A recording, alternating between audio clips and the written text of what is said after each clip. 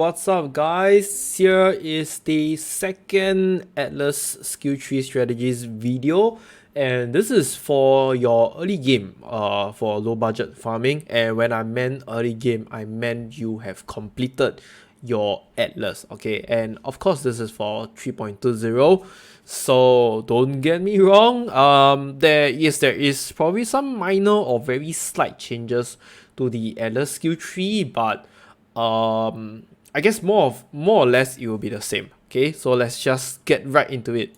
Alright, so as you can see over here, as usual, it will be on my PoE notebook under the Atlas skill tree strategies section. Do scroll down, do remember to just scroll down the page. It's roughly around line 22 or something, right? And make sure it's under the Alch and Go low budget. Okay, so first of all, your profit per hour estimate, okay, estimate if you are playing non-stop for an hour, is about 2 divines plus minus. Okay, I don't want to give a very definite answer. It fluctuates, really depend on how much you pick up, what you pick up, how lucky you are. Okay, next will be map sustain is moderate. I put moderate because you will not be able to sustain your favorite map every single time. This is a low budget build. We do not have as much quality as we have in the high budget build, so you might have some problems sustaining your maps, but I guess when you are at this stage, you should not be focusing solely on just one map. You should do like other maps as well. Okay, and the standard estimated time per map is about 5 minutes, so yeah, it's around there, around 1 hour. You should be able to do about 12 maps, maybe around there. Okay, and contents wise, we're going to do Shrine, Strongbox, Harbinger, Smuggler's Catch, either one of these. Alright, so either over Searing Exarch or Maven. Now that Maven weakness has been opened up to with or greater opportunities, I think I see potential in this aspect of farming. Okay, and then Alva is kind of like my favorite for the early game because it won't go wrong. It's just you need more time to do the incursion rooms. They are not hard, but some of you might not like, so you can just skip this and just one league content. When I say league content, it can be expedition, harvest, so on and so forth, right? Okay, and a quick description. So this is a very basic skill tree. You can and should go for it after you complete your Atlas. It should not be difficult and it should scale with your character really well at low budget. Okay, so if you have additional skill points, you can just put them into increased quality. I think that will be the best if you don't want to crack your head too much on what to put. Like I mentioned, you might have issues, alright, sustaining your maps. So there are 2 suggestions here. You either take singular focus or you do other maps while hunting for your favorite ones. Okay, okay, slight typo error here, my bad. Okay, so yeah, that's about it. I am going to show you a quick one on the basic skill tree. So this is how it should look like. Okay, we were based off 88 points. We're going to remove every single thing from Kirak here already, because you have more or less completed your maps. You don't really need all of this anymore. And we're just going to take Strongbox, alright, in the starting ones, because Strongbox only costs like 1, 2, 3, 4, 5, 6, 7, 8, 8 points only, with of course your Twice Tempted, Secret Operations and Temper Proof. The additional ones are actually here, Backup Catch, right? I will go through that later, but all of this, basically Strongbox just has very little nodes and it gives you quite a ton of pack of monsters that can help you drop maps and currencies as well. Okay, there will be no essence in this map because I feel essence is not going to be so great this league. They do not have the Atlas map device anymore, so if you really want to farm essence, it's not going to be very productive or efficient in this current league. Okay, it is not doable, it is not good, but you will not earn as much as the previous leagues where you actually have essence as one of your options in your map device. Okay, you will not be able to unleash like its full potential for farming essence. So that's why I am probably gonna leave essence out for this league. Unless you probably throw in a what is that, a compass for it. But otherwise, I think essence is not so great this round. Okay. And as usual, I'm gonna leave out the straight and narrow, because in the early games those contracts and blueprints are still gonna be worth a lot of money. Okay, and of course because of that, I'm just gonna take secret stash, more chance to encounter a smuggler's catch, and this league it is going to be Harbinger. Okay, I am pretty sure it's gonna be Harbinger after tons of consideration. I don't think there will be one tier higher of currency drop rates. Probably Exalt. We don't talk about mirror, okay? Mirror currency. Let's just talk about Exalt and Divine Ops. Okay, those are probably the highest tier of currency drops already. And with the new Fracture Ops and Shards, I can see that they are going to be in the same category as Exalt Shards and Exalt Op. So with that being said, right, I think Harbingers is gonna be the also like the bread and butter or go-to of your every single map. Okay, because Fracture Ops are gonna be expensive. Most likely they're gonna be expensive. They are the only source of ways where you can actually fracture an item. Okay, and not only that, over time as your days pass by with the league, ancient ops are going to be more and more expensive. So I can really see a lot of potential in Harbingers this league. Okay. Next up will be our shrines. I don't need any more explanations here. Shrines are the best this league because of domination map device, and I'm gonna go for Elva also still again, because Elva is just too good. Okay, when you do not have enough Elva master missions, just go and purchase the compass like in box. They are only going to cost about 4 to 5C each of them, and you can just spam them. Okay, because whenever you complete 4 maps, you are going to complete one whole incursion temples, and when you have one whole incursion temples of either Locus of Corruption or Doranis Institute, you are going to make like 6 times or 8 times the amount of money that you invested in the compass, in one compass. Alright, that's why I've always added Elva in my early games, because they are like one of the easiest methods to earn currency. Okay, of course there will be times where you actually be unlucky and do not encounter the rooms, but if you are consistent and lucky, I would say out of every 4 incursion temples, right, 3 of them will have either Locus of Corruption or Dionysus Institute, and that's why money making in Elva is so easy, and it only costs like how many 1 2 3 4 5 6 notes just for Elva, so why not? Okay, and then we will move up to our enduring influence. You gotta start using your sextant, of course, to have more monsters around the map.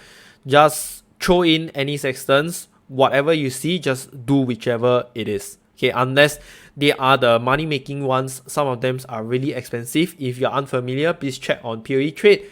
If you realize that they are very expensive, extract them out and then sell away. Alright, simple as that. Backup catch, just for you're just taking this line for strong bots and getting more raw currencies, and then all that glitters. Alright, this is something that I don't really take in the previous league, but because of domination, this league we are going to have so much shrines that this chance becomes multiplicative, which means probably every 2 maps you're going to see one shrine that actually has this, and you're going to have a lot of quantity and rarity increase drop rates. That's why it's so good. And not only that, you with all the shrine nodes taken, right, you're gonna have 50% chance to have additional shrine. So with that said, minimum maybe you have about 5 shrines a map. And don't forget, every shrine, right, you're gonna have additional pack of monsters and at least 1 magic pack, which means the number of mobs in a map, right, is gonna be so densified and so good that probably map sustain might be a bit better, I'm not sure, and you have more chance to get all your raw currencies and stuff like that. Okay, so yes, this is the very, very, very basic tree. Okay, for some of you that does not want Elva, I suggest you can just completely remove it. Right, it's fine. It's just gonna take 8 nodes. Okay, not 6. Sorry, I forget about the 2 nodes here, so it's 8. All right, and the next one I want to emphasize is on one of the 3 categories, which is Eater of Worlds, Searing Exarch, and Maven Witness. All right, these 3. With the changes to the Eldritch altars, okay, so I'm just gonna give TLDR for those of you that have not reached the patch notes. Now they have divided divination cards and scarabs into either one of the following, which means Eater of World, the options on the altar might have scarab or divination cards. All right, it's just one of them. We do not know. I do not know which one is it. I might have missed out or something like that. Please enlighten me if you know. So we do not know which one is the best yet. Of course, we want to go for scarabs, right? If we are trying to farm for more money and for future like juicing up on our maps. So of course, scarabs will be the go-to for those of you that want excitement in your drops. Right? You want to see very delicious divination card drops, then you got to go for the other one. Okay. So with that being said, right, I do not know which of this is the best, so I'm going to include all 3 inside. And oh yes, one more. Maven Witness now has changed. Your map bosses are able to drop awakened gems. First and foremost, we do not know what is the drop rate. Okay, it can be shit, it can be good, it can be decent. We definitely do not know what are the numbers on it. So but then how do I mention it? Let's just say there is a buff on this. Okay, there is a really good buff on this as well as the invitations. So I'm going to include this as one of the potential things that you can venture into. So if you would like Eater of Worlds, I think it is very straightforward. I've been doing this for so many leagues over and over again. Just take the Shadow of Hunger, more chance to get altars in your maps, Rampant Growth, and of course Eldritch Gaze. Okay, and then if you want to go towards Searing Exarch, this is where you should go from Elva that side. Otherwise, if you do not have Elva, then just take this 2 and clear the whole path of Elva out. Okay, it will still be the same. So basically, we're gonna take Wrath of Cosmos, Word of Exarch, and then the Light of Dawn, your core nodes, which is for Searing Exarch.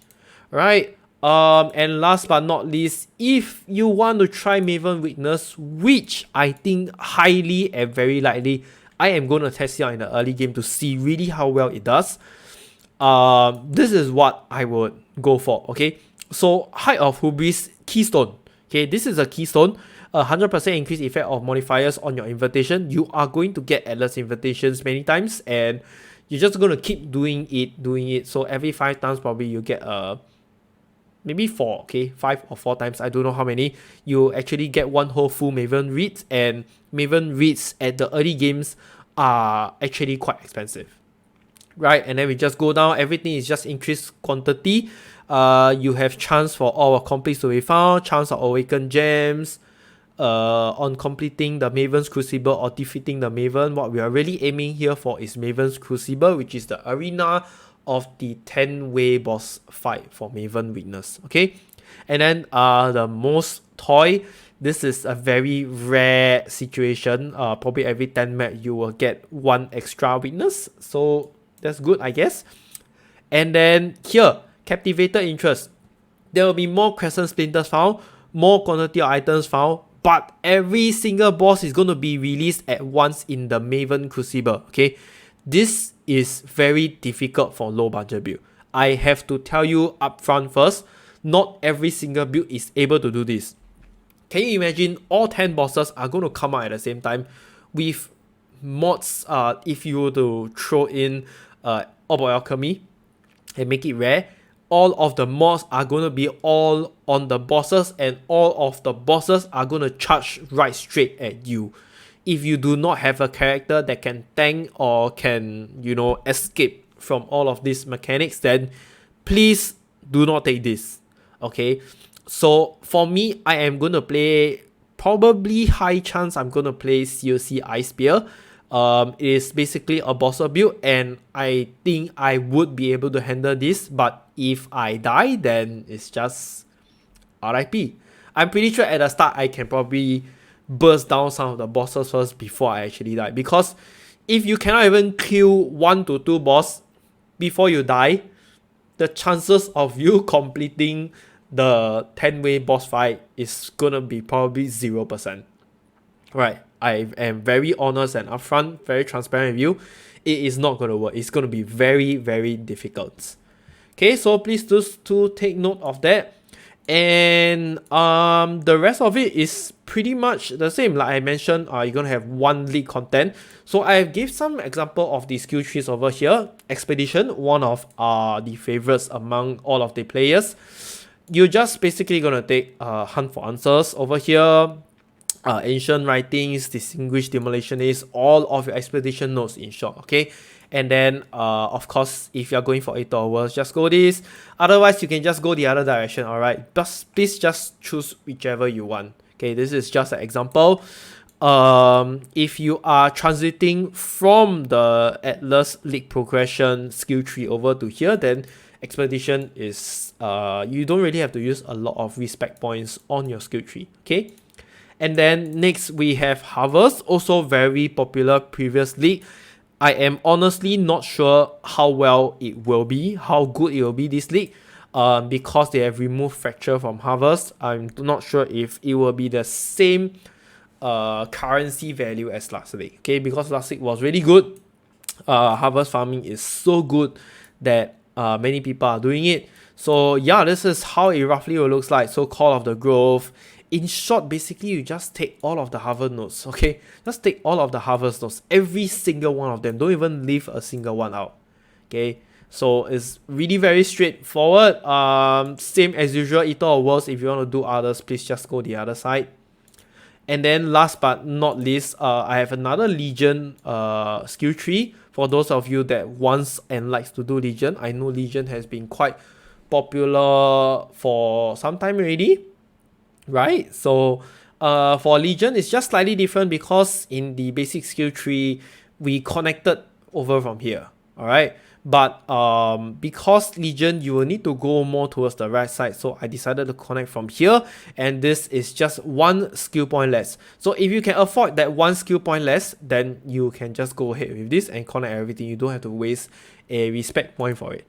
Okay, so just a very quick examples for those of you that wants to follow. I don't really have any others, but of course, by all means, if you want to try others like Breach, Delirium, whatever, you can just play around the skill tree. Alright, I have the basic skill tree skeleton for you. I even have sorry, I even have like the Eater of Worlds, Saving Exarch, Maven Witness skeleton skill tree for you. Just plug, paste, and go. Alright, don't think so much. This is a low budget build.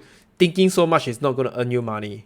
Alright, it's not going to earn you a lot of currency. So just play the game.